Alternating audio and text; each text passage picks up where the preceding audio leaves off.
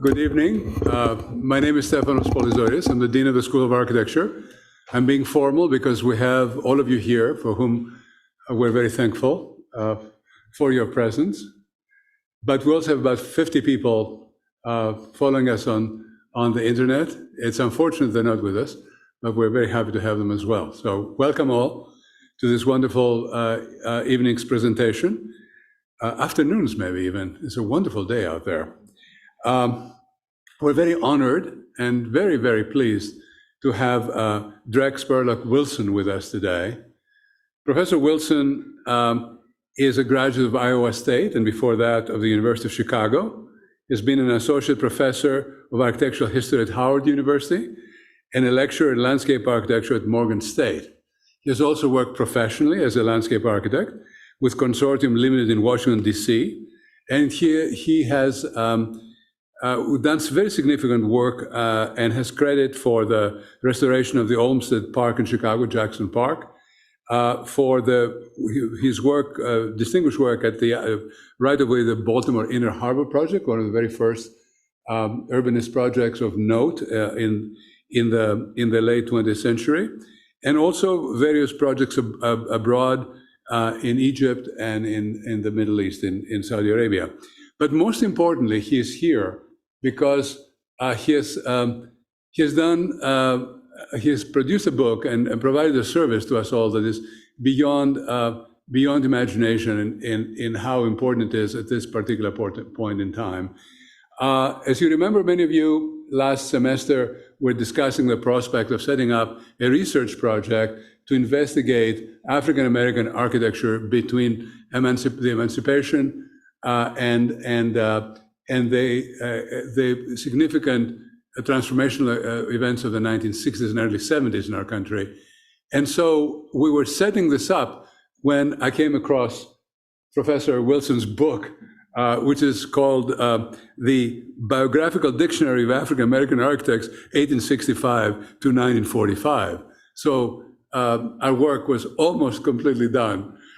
It was a wonderful thing to know that someone with deep conviction and great energy had taken that particularly important information and put it in a book. The book was published by Taylor and Francis. There were 100 people contributing to it. It contains 160 biographical entries, an encyclopedia really, of African American architects, landscape architects, and civil engineers for this particular stretch in time. And the reason why this work is so very important, and the reason why we've taken it on to continue to enlarge it, to refine it, to understand it deeply, and to pursue it more extensively in the world in terms of its importance, is that there are many ways of doing violence to people in the world. One of them, as we well know, is to enslave them or to brutalize them or to do things that are physically wrong with them. The other one is to affect their culture, mostly by forgetting, by not taking into consideration what people have done and acknowledging as being, as happening, first of all, and then being up to par with the work of others and being discussable and comparable and worthy of wider consideration. And what is particularly important about this work as well, and I hope we're going to hear a lot more about this tonight, Dreck, is that this work was done at a very high level by people who are actually suffering a very difficult personal life during their work as architects. In other words, you all know how difficult architecture is, how difficult it is to design it, how difficult it is to build it, how difficult it is to bear by every second telephone call and every second brick in the wrong place and all these issues. But imagine having to do this under a condition in which you're operating with deep and extraordinary bias against you personally as an architect and as a human being. So we're here to learn more. We're delighted to have you, and I hope we'll engage you with questions after the end of your lecture. Thank you very much for coming, Dreck.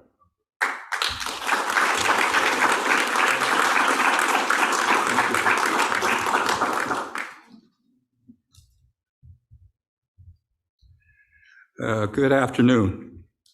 Thank you very much, Dean Polizotis, for that gracious introduction and a summary of really what the dictionary is all about. There is an idiom that says not to judge a book by its cover because looks can be deceiving. Vis-a-vis the Biographical Dictionary of African American Architects, 1865 to 1945, this afternoon I'm going to offer a rebuttal to that idiom. The book cover, Building More Stately Mansions, is a 1944 oil painting by Harlem Renaissance Aaron Douglas. Unbelievably, at least to me, it predated my preoccupation with the historiography of African American architects, bookended by the Civil War and World War II. The dictionary itself is composed of 168 profiles on architects, landscape architects like myself, civil engineers, schools of architecture at historically Black colleges and universities, where I am an associate professor at Howard University,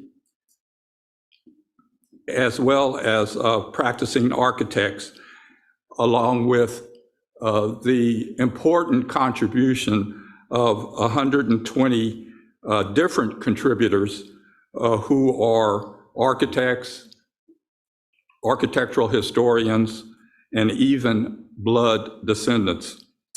I am most proud that since the dictionary was published in 2004, there have been only 2 documented architects spanning that time period of 80 years that I overlooked and failed to include in the dictionary.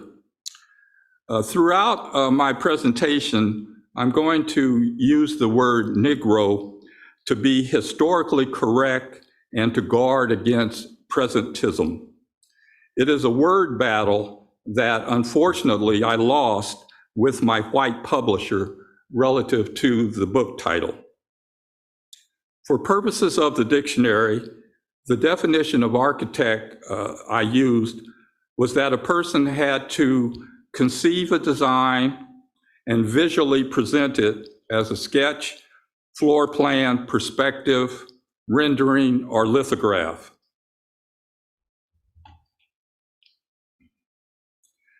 Aaron Douglas attended a public elementary school in Topeka, Kansas, which was the racially segregated public school system which precipitated Brown versus the Topeka Board of Education, the Supreme Court's decision in 1954, which desegregated public schools. In 1889, Douglas moved to Kansas City, Missouri, and attended Lincoln High School, where decades later, my father was the principal and invited Douglas to return to paint a mural in the school's cafeteria. Art historian Alexandria Debler, theorizing about building more stately mansions in her book, Theory and History of Art and Design, believed that the painting depicts the erasure of African American influence and architectural contributions to the world. Debler, obviously no architectural critic, badly misinterpreted Douglas's painting. Douglas illustrated iconic architectural archetypes of the Egyptian 18th dynasty around 1550 BC. Shown are the archetypes of a pharaoh's burial mask, a minaret, a triumphal arch, pylon, and obelisk, with silhouetted Negra laborers underneath to add scale. Douglas used a limited palette of muted beiges recognized within the art movement as orphism, an abstract style to convey a sense of movement down through the ages in the creation of great architectural monuments. Douglas's iconography was symbolic.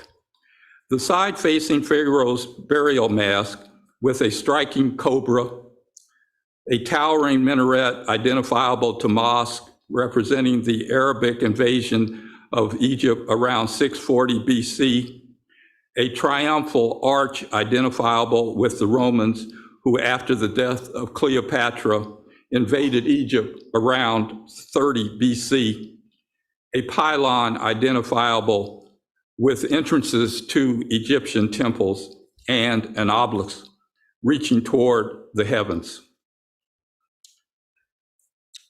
The historiography of architects in the dictionary can be traced back to the Kingdom of Egypt, 18th dynasty, and for some unknown reason, Douglas knew about it.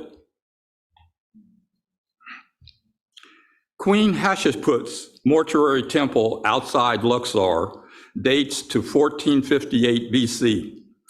Her architect was Senamut, the first Negra-skinned architect and paterfamilias of all those on the pages of the dictionary.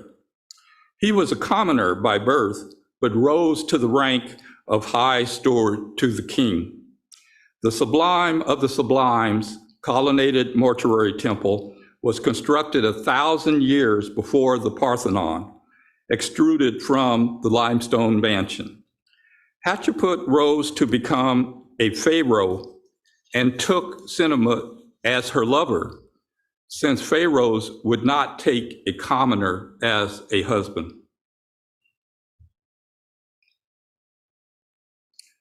Robert Robinson Taylor, the first Negro conferred a B.Arch degree, is the paterfamilias of all the architects in the dictionary. Hopefully, those in the audience, or the students in the audience, are familiar with Taylor's name because there is an excellent short biography on Taylor that was published by your school's magazine. In 1898, William Robert Ware, hired away from the New York City office of McKim, Mead, and White, was appointed the first professor of architecture at the Massachusetts Institute of Technology, who personally admitted Taylor, the son of a busy and wealthy enough to pay his son's tuition, Wilmington, North Carolina carpenter. The MIT School of Architecture was the first in America in 1889 to adopt the Les Beaux-Arts, a technique, not a style, taught in the ateliers of the L'École des Beaux-Arts in Paris. Robert shown seated with his classmates in their atelier. In 1892, Robert graduated with a B.Arch degree, becoming the race's first formally educated architect. He was the only member of his 22-member graduating class not to receive an offer to enter private practice. Taylor was rescued from unemployment by Tuskegee Institute in Alabama principal Booker T. Washington, the most politically powerful Negro in America, hired to direct the Mechanical Industries Department and serve as campus architect. Predating Robert Taylor by 2 years, William Robert Ware admitted Chilean and Bostonian Sophia Hayden to the School of Architecture, although she was segregated to an all-female atelier. In 1890, Sophia graduated with a B.Arch degree, becoming the first formally educated female architect in America.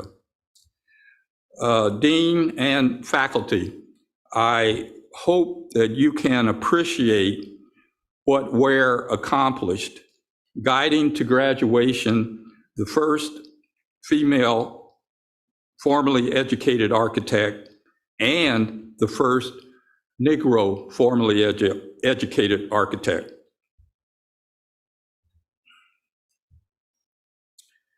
Two years after graduating, Hayden won the $1,000 commission for the Women's Building, receiving a contract from Board of Architects manager Daniel Hudson Burnham, director of the Chicago World's Fair of 1893 and chief proponent for the City Beautiful movement, which killed off the dark and heavy interiors of Henry Hobson Richardson's Romanesque.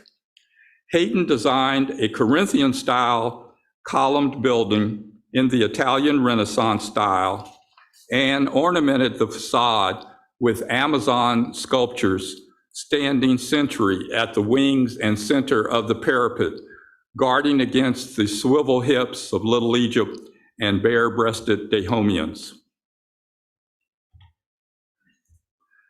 South Bend is only 100 miles from the World's Fair Midway Plaisance. Notre Dame, as was the entire world, was excited about the quattrocentennial of Columbus's voyage to the New World. Notre Dame exhibited over 100 photographs as part of the Catholic educational exhibit mounted in over 100 alcoves inside the Palace of Fine Arts, inside the Palace of Fine Arts. Notre Dame's vice president, Father John Zaum, a Hoosier and professor of natural science, even attempted to purchase the 850 by 500 machinery hall designed by Boston's Peabody and Stearns, dismantle it and remove it to campus. Can you imagine this huge building being on your campus? Father Zahn's grand scheme was not successful, but he persuaded University President Reverend Andrew Morrissey to approve construction of Crawley Hall, the first home of the School of Architecture. Notre Dame University was the first Catholic university in America to confer an architecture degree. The School of Architecture's first graduate was Havana-born Eugenio Piedra, who graduated in 1904 with an architectural engineering degree. I do not know what exactly attracted Piedra to Notre Dame, but imagine it had something to do with his Catholicism. On the first floor of this building, there is a exhibit that shows the likeness of Piedra and one of the buildings that he designed after he graduated. Piedra in 1920 won an international competition for the Capitolio Nacional de la Habana, or the National Capitol Building in Havana, Cuba, and afterwards enjoyed a very productive and prolific career.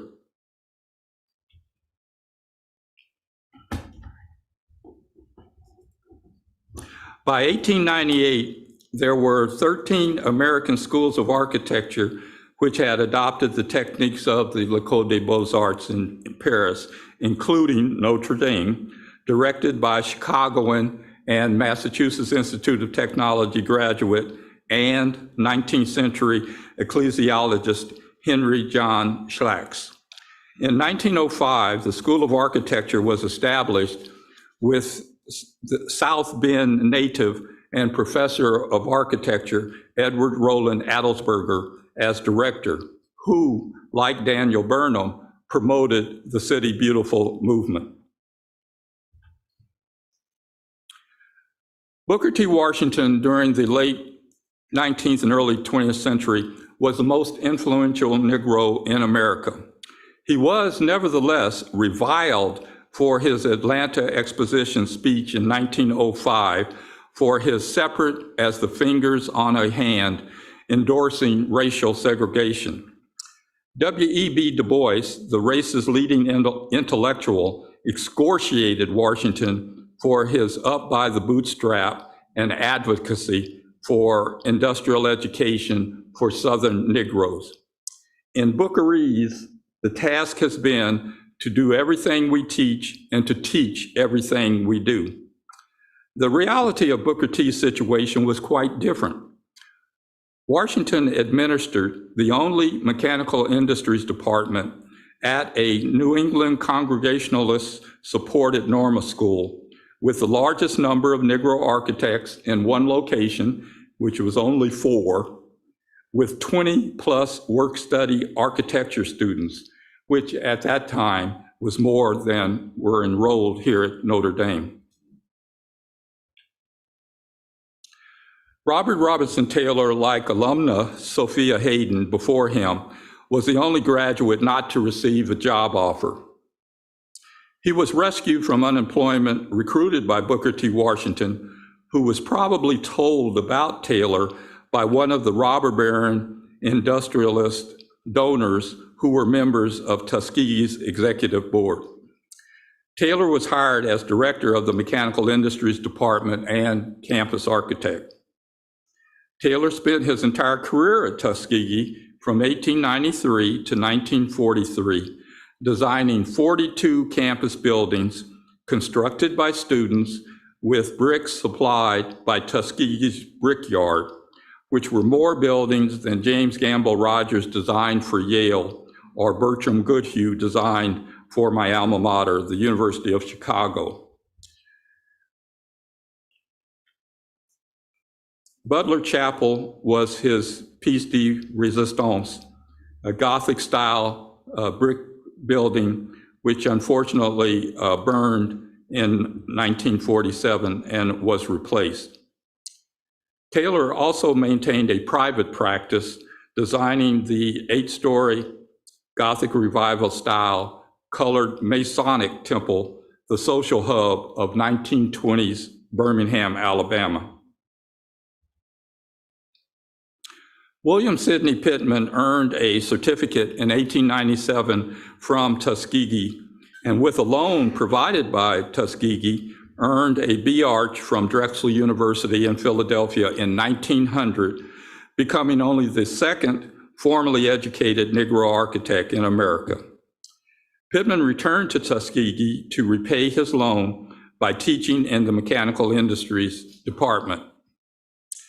In 1900, Pittman designed the Oaks, the residence of Booker T. Washington.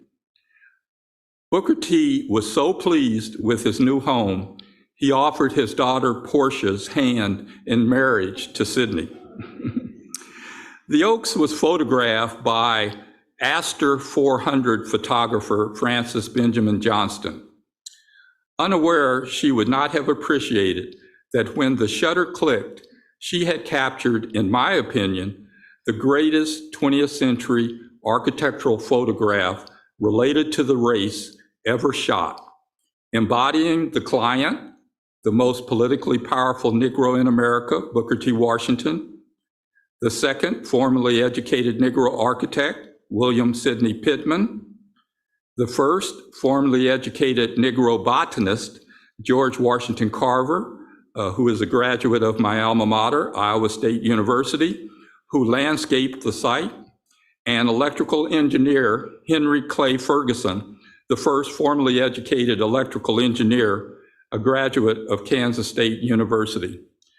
Notice, if you will, the electrical pole that is between the house and the tree.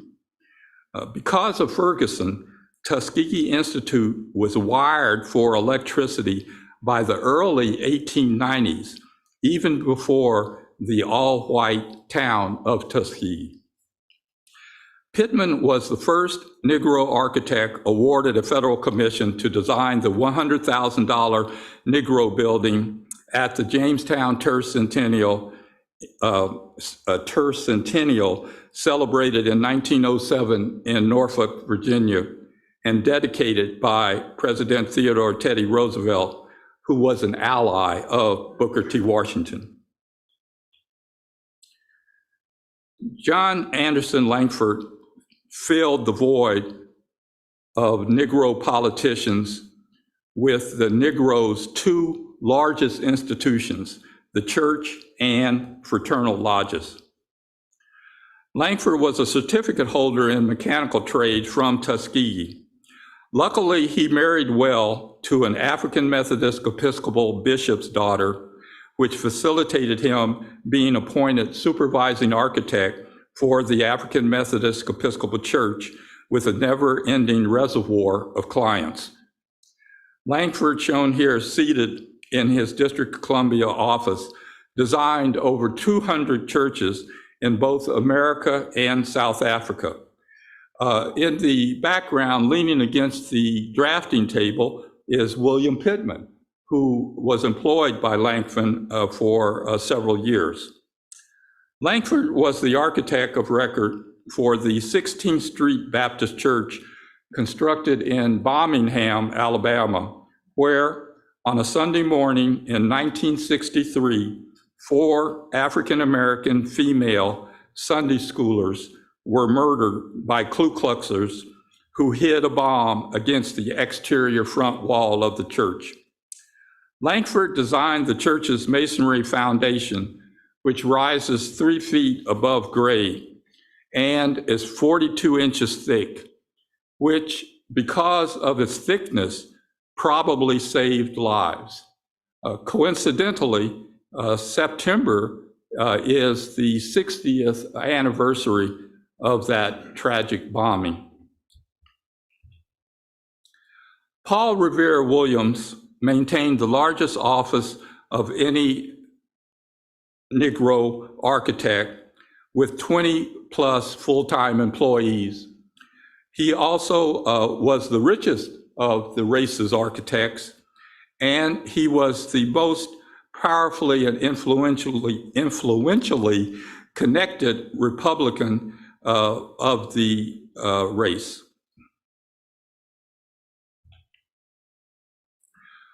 Williams was in a class of his own. His office was based in Los Angeles, where he was known as the architect to the stars of Hollywood. I learned earlier this afternoon that the students have had an opportunity to learn about Paul Williams and have the opportunity to have the knowledge about his career shared by his granddaughter, Karen Hudson, who is a longtime colleague of mine.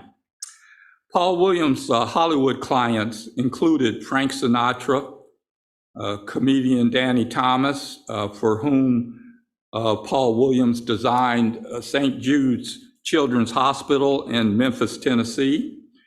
Some of you, or maybe all of you, have probably seen Thomas's daughter, Marlo, on television asking for donations for sick children.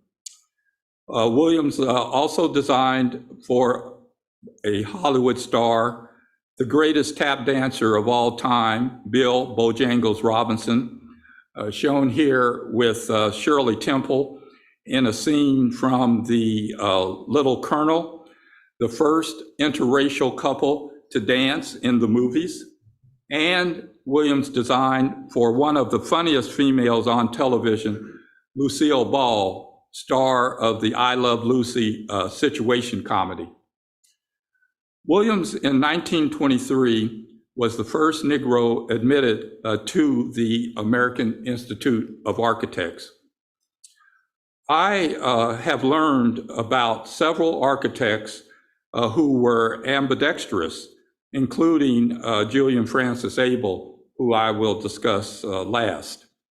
However, Williams is the only architect I know about who was able to sketch upside down so that he could sit across the conference table from his white client a respectable distance.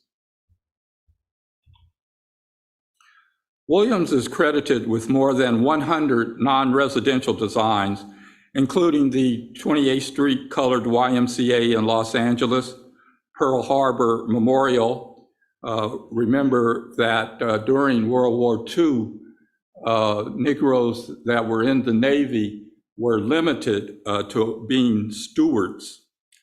Williams also designed the Ambassador Hotel in Los Angeles, where Hollywood stars rendezvoused, and the Los Angeles International Airport theme building, where Hollywood stars flew into and out of.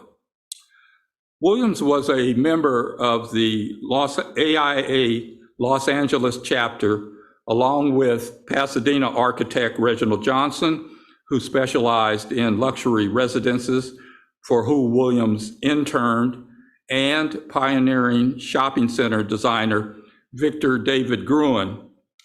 In the 1930s, the AIA annual meeting convened in New Orleans. When Paul Williams attempted to register at the convention hotel, he was rebuffed because he was a Negro. To their credit, the entire 30-plus Los Angeles delegation left with him. That episode is endemic of the racial headwinds Williams faced during his 40-year career.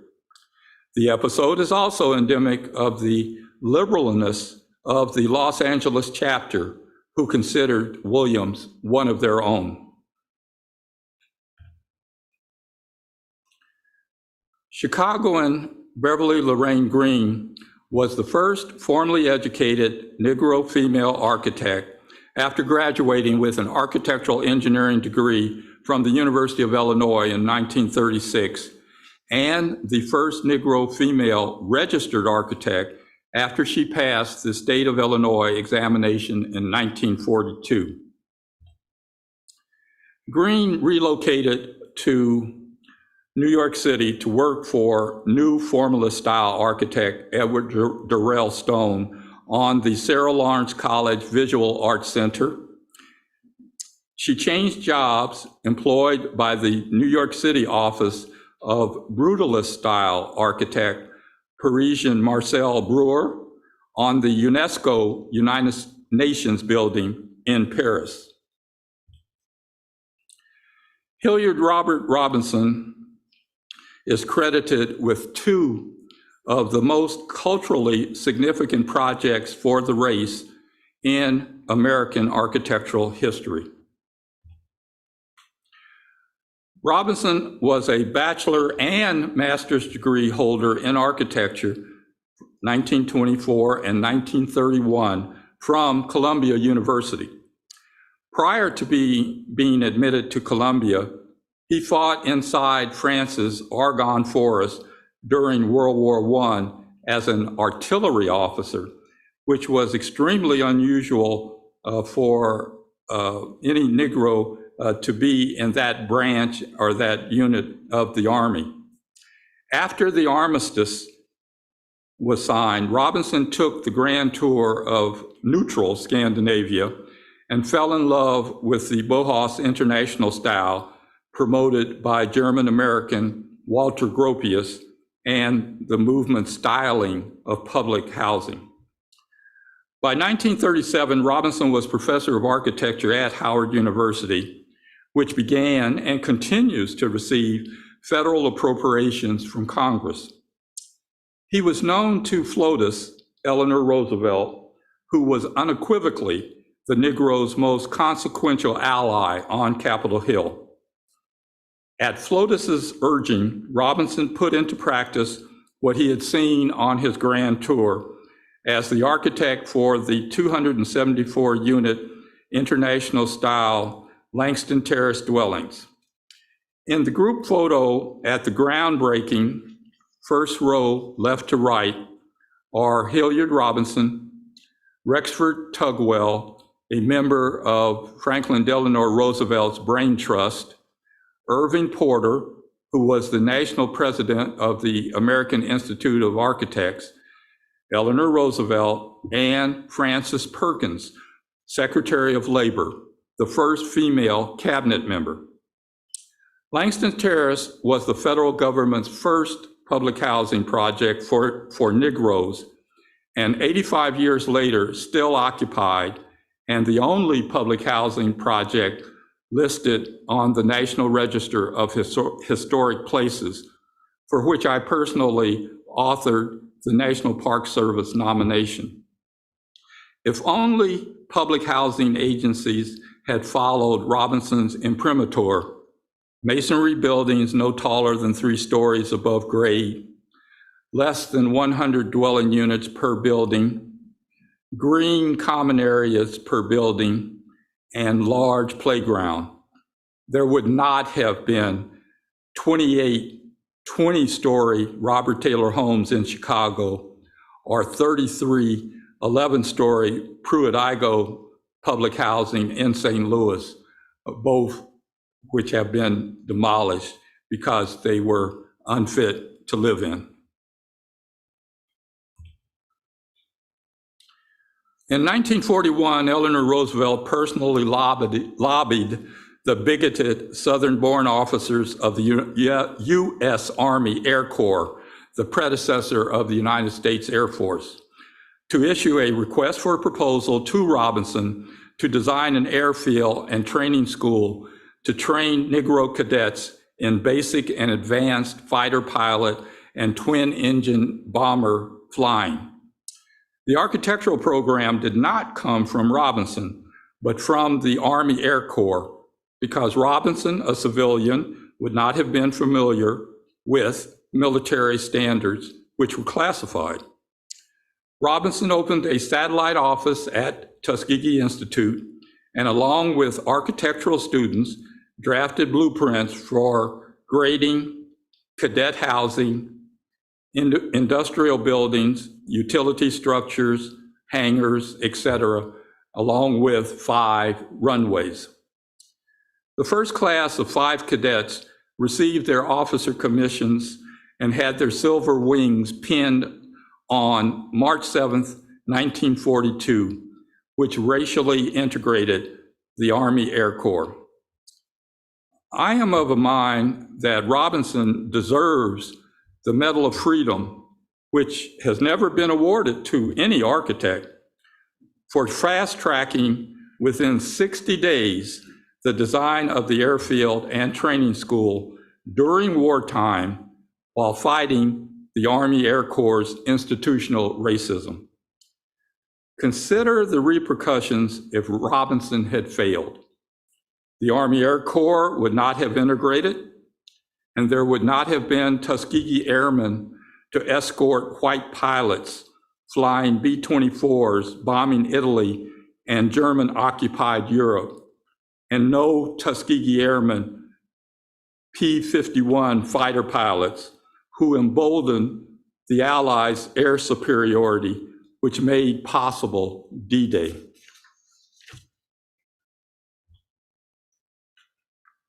In closing, I'm going to double back on the idiom not to judge a book by its cover because looks can be deceiving. Julian Francis Abel was ethnically a Negro. However, he considered himself a Francophile, a practitioner of the Beaux-Arts, and who was a-racial, without a race. Abel was senior designer for the Philadelphia office of Horace Trumbauer, shown here seated. Trumbauer, like Daniel Burnham, was a very successful, non-designing businessman architect who was the office's rainmaker. Abel rarely met with the client. That was Trumbauer's role. Abel was the most formally educated architect in America during the Mauve decade, with certificates in architectural design from Benjamin Franklin's founded Pennsylvania Museum and School of Industrial Arts and Philadelphia Academy of the Fine Arts. Trumbauer recruited Abel from the University of Pennsylvania, where in 1902, Abel was the School of Architecture's first Negro graduate and elected by his peers president of the prestigious Architectural Society. Abel, during his career, designed over 100 buildings. 13 of those buildings are listed on the National Register of Historic Places, more than any other architect, even surpassing Frank Lloyd Wright or Abel's contemporary, Stanford White, of the Gilded Age New York City office of McKim, Mead, and White, who were prominent at the Chicago World's Fair of 1893. Abel designed in the 18th century French academic style. The 33-room White Marsh Hall is located in suburban Philadelphia, designed for Edward Stotesbury, who was the managing partner of Drexel Company investment bankers who ordered the economies of third world countries. Harvard University's Widener Memorial Library was designed for Society Grand Dame Eleanor Widener's son, who rowed the Titanic to the bottom of the Atlantic, and the 22-story Benjamin Franklin Hotel in Center City, Philadelphia. From 1931 to 1942, Julian Abel designed 32 buildings for a brand new Duke University for James Duke, president of the American Tobacco Company and the Duke Electric Company. More buildings than James Gamble Rogers designed for Yale or Robert Robinson Taylor designed for Tuskegee. What was remarkable is that not in the number of buildings that Julian Abel designed, but that because of racial prejudice, he never stepped foot on campus. The way it worked, Trumbauer's staff weekly rode the train round trip to Durham and recorded conditions, and then shared them with Abel, the senior designer, back in the office, supplemented by lantern slides. Abel designed Duke Chapel in the perpendicular Gothic style, and the other buildings that are shown here, auditorium, dormitory, student union, and engineering buildings, are among the buildings that are still extant on campus.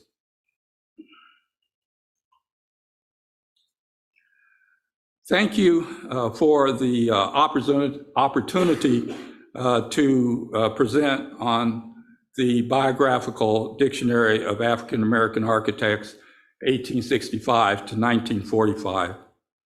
I am, as the Dean pointed out, a licensed practicing landscape architect.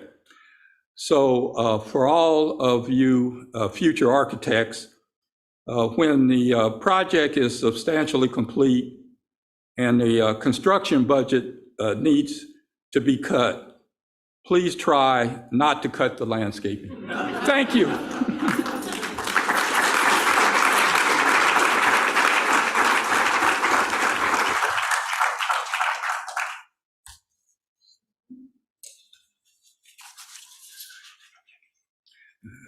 Thank you, Professor Wilson. Let's take some questions in this room and on the internet, please, if there are any. Yes. What percentage of the Duke campus was designed by Abel? 100%. All of the buildings, and I think there were 32 buildings over a period of about, I think about 8 years. To understand, Abel was the senior designer. So he designed and created the appearance of these buildings. There was an office full of architects who actually created the construction drawings, and another set of field supervisors who supervised the construction. But the appearance or the look of these initial 32 buildings, all of them were designed by Julian Abel. Yes. Is there any acknowledgement of him on Duke's campus? That's a very interesting question that has gotten me to be not favored at Duke. The university, not that long ago, maybe about 8 years ago, made an attempt to honor Julian Abel. And understand that this was the office of Horace Trumbauer. So Julian Abel was an employee. Okay, so there's some limits there, which are reasonable. What Duke did is that, I don't know if any of you have been to Duke University, but they have an East and a West campus. And what the university officials did was to name I think it's the West Campus for Julian Abel. Okay. My problem with what they did is the campus and the landscaping on the campuses were actually executed by the Olmsted brothers, who were the sons of Frederick Law Olmsted, and were landscaping and had nothing to do with architecture. And so I feel that it's actually disrespectful that Duke University would take a landscape and attribute it to Julian Abel when there are still maybe over 20 buildings that he designed. Yes. Is there a biographical dictionary of African-American landscape architects in the works? Oh, in the works? No, there isn't. The dictionary has, I think, 5 African-American landscape architects in it. Yeah. Yes. What were your best resources when you were gathering and compiling this information? Well, I think the best resources were actually descendants of these architects. They did not know everything about their relatives, but they would have bits and pieces that allowed the contributors to further research and discover more information. One of the pragmatic dilemmas of trying to research African Americans, probably no matter what their profession, is that there is not much documentation.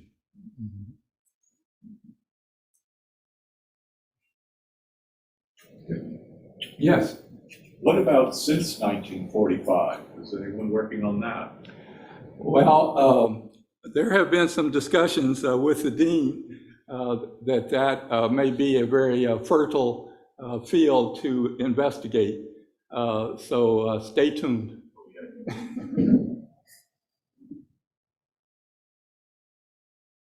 One of the questions I had is what happens after 1970? After the era of new political change in the country is concluded, then what? What's happened in the last 50 years? Well, I think that in sheer numbers, there has not been much improvement. I believe the last statistical survey that I saw is that 2% of the licensed architects in America are African American, and compared to, I think it's 11% are female licensed architects.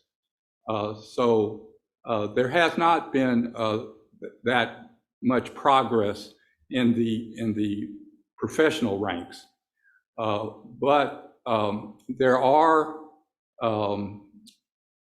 schools of architecture at the historically Black colleges and universities, and all of them are receiving increased enrollment, which is a very positive sign for the future.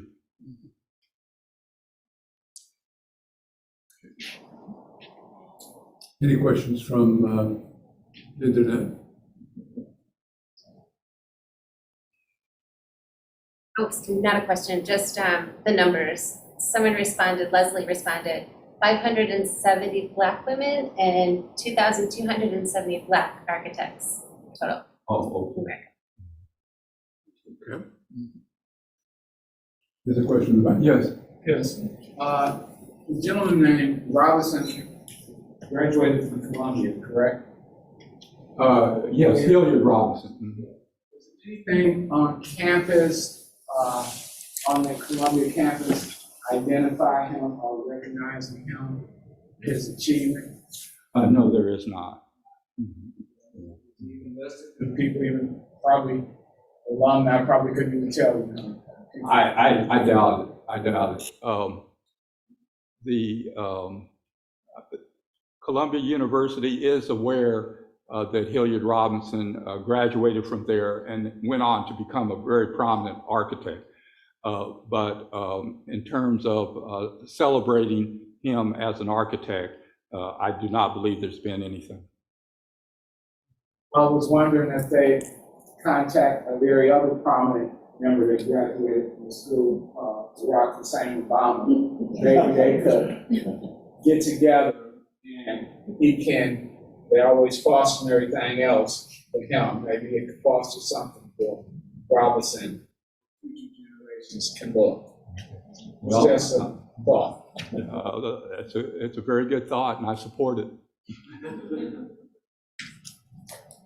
Yes. Notwithstanding the fact that there's not a lot of documentation left, would there be enough that you could put an archive together somewhere? Well, there is a Black archive, a Black architects archive at where I teach, Howard University, in the Moreland Spingarn Research Center. But the archive is it's small. It probably only represents maybe about 10% of the architects who could be in the archive. Flesh out a little bit what you imagine happened to a lot of that documentation. Oh, I don't think the documentation really ever existed. Okay. Earlier today, when I met with some of the students, we were discussing about the licensing of African American architects, and that licensing for many, many years, particularly in the southern states, they would not license or allow African Americans to take the licensing exam. So that documentation didn't really exist until probably sometime after World War II, as a result of the GI Bill being passed and federal money flowing to the states. At that point, they integrated their examinations. We found out in the lecture given last year by the cinematographers of the movie on Paul Williams, Yes. and by Karen Hudson, his granddaughter, that tragically and very ironically, about 1,500 to 2,000 sets of drawings of buildings that he had produced, and of course it's an extraordinary prolific number of projects for a single life from an architect, were burned during the Watts riots. Because the building that the office had occupied as a warehouse was in the middle of the area that was affected by those tragic events. So that was completely lost. And the only thing that was not lost was a set of drawings that she had taken to her house about 3 or 4 articles, regarding 3 or 4 articles she was writing at a time. So that's very unhappy. How many drawings were destroyed? Between 1,500 and 2,000 sets of drawings. Sets, yeah. That's the crazy. entire collection of the architect was in one place.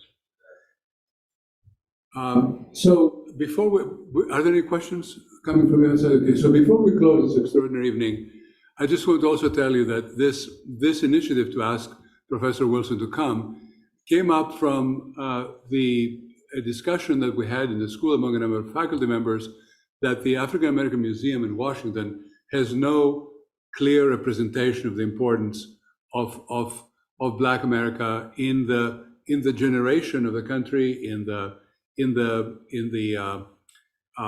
design of the country, in the building of the country. I mean, the museum is extraordinary in 1,000 ways, but architecture seems to be on the side of much of what's being discussed.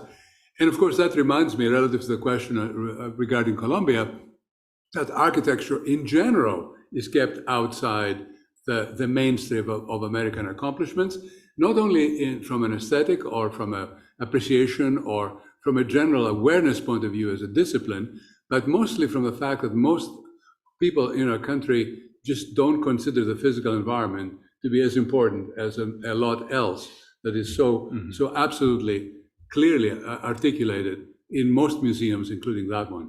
And so the discussion we had this afternoon was, how do we extend the dates of this documentation beyond 1945 to at least the 70s? And how do we work together to illustrate not the fact that these architects existed or their work mattered, but how good was it anyway, because that's the other thing. The great thing with these great architects was not that they were African Americans, they were great architects.